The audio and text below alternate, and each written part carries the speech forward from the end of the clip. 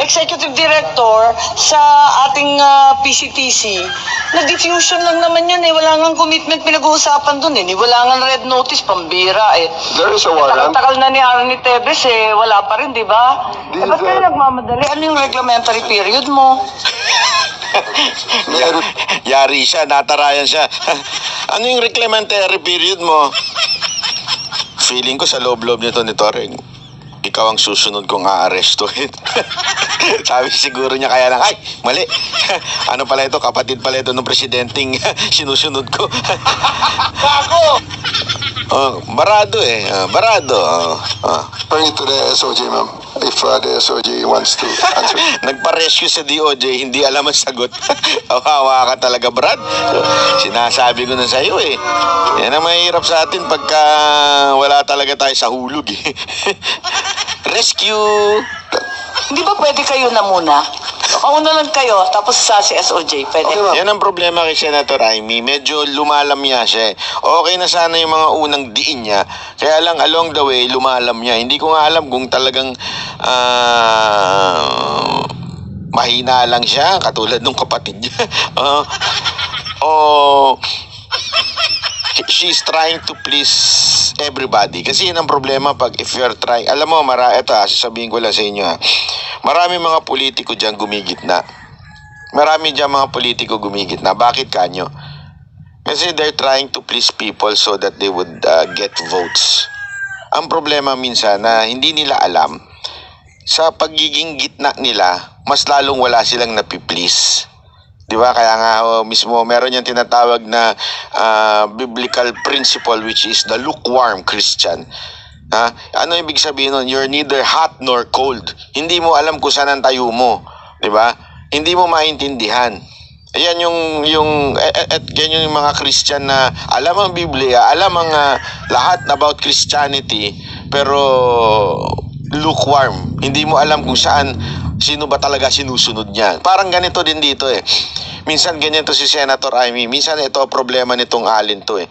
Minsan babatikusin yung kapatid niya, babatikusin yung gobyerno, tapos biglang papaling ng konti, di ba? Tapos umayat maya sasabihin niya, independent siya, tapos yung pala kasama siya.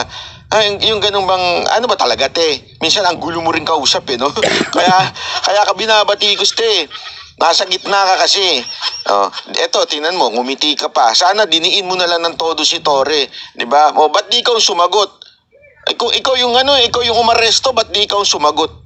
Bakit mo ipapasa sa DOJ? Nandiyon sila ba umaresto? Ikaw ang umaresto. Okay.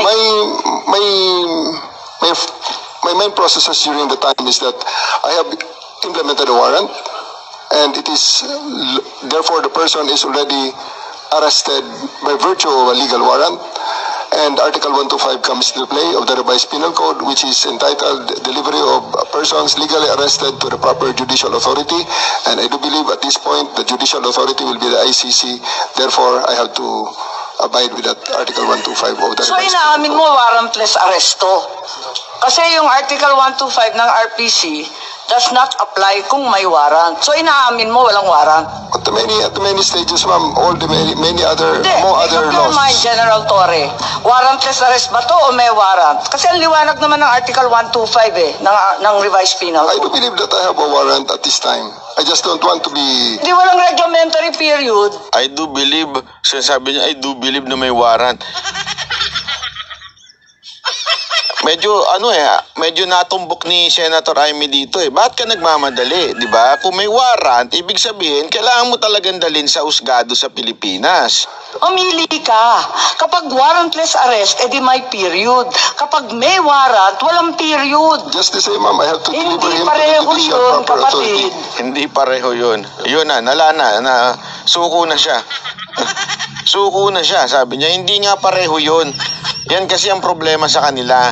Alam mo, sa totoo lang, dapat itong si Torre, dapat po inuulit ang pag-aaral nito. Oo, walang biro. Dapat tinuturuan to ng isang abogado eh. Meron isang abogado doon na matikas eh. Talagang naipaliwanag niya kung ano yung tamang proseso ng pag-aaresto. Hindi katulad nito na wala eh. Talagang wala pong kaalam-alam, ika nga. para bagang siya, nagre-response lang siya yung sa tingin niya ay tama, hindi yung talagang tama. Magkaiba kasi yung sa tingin mo tama, ito yung sa tingin mo, o yung talagang tama. Magkaiba ho yun. Hindi ho yung pareho, mga kababayan. Ito pa ha, yung paulit-ulit na sinasabi kasing walang warrant, kasi diba sinasabi nila hindi naman ICC yun kung hindi Interpol, diba? Kaya hindi nila daw sinusunod yung authority ng ICC, kasi yun ang paulit-ulit na sinasabi ng presidente, sinasabi ni Remulla, hindi authority ng ICC, di ba? Yan ang paulit-ulit na sinasabi, kung hindi Interpol. Ano ba ang meron dun sa Interpol? Ito yung sinasabing red notice, di ba? Ito yung ito. Ayan. Nabuking din dito sa pagdinig nito na walang red notice.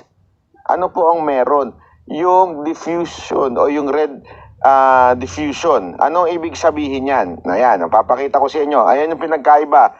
Diffusion order at saka red notice. Nasa kaliwa. Di ba, nakita nyo? Di sa red notice, kitang-kita nyo naman, mapula-pula. sa kanan, wala. Di ba? Anong pinagkaiba nun? Okay? Ang pinagkaiba nun, ipakita natin ha, para tanungin natin si ChatGPT kung anong pinagkaiba nun. Ayan po ang pinagkaiba nun. Interpol Red Notice. Definition, a request for law enforcement worldwide to locate a provision arrest person pending extradition. Request yan nanggagaling sa isang member state. Halimbawa, tayo bilang membro ng Interpol, pwede tayong humingi ng tulong sa isang tao, which is yung ginawa nga nila kay Tebes. Hinihingi nila ang tulong ng Interpol ng Timor-Leste para dakpin po si Tebes. Ito nga po ang matindi ho dito dahil sa wala pong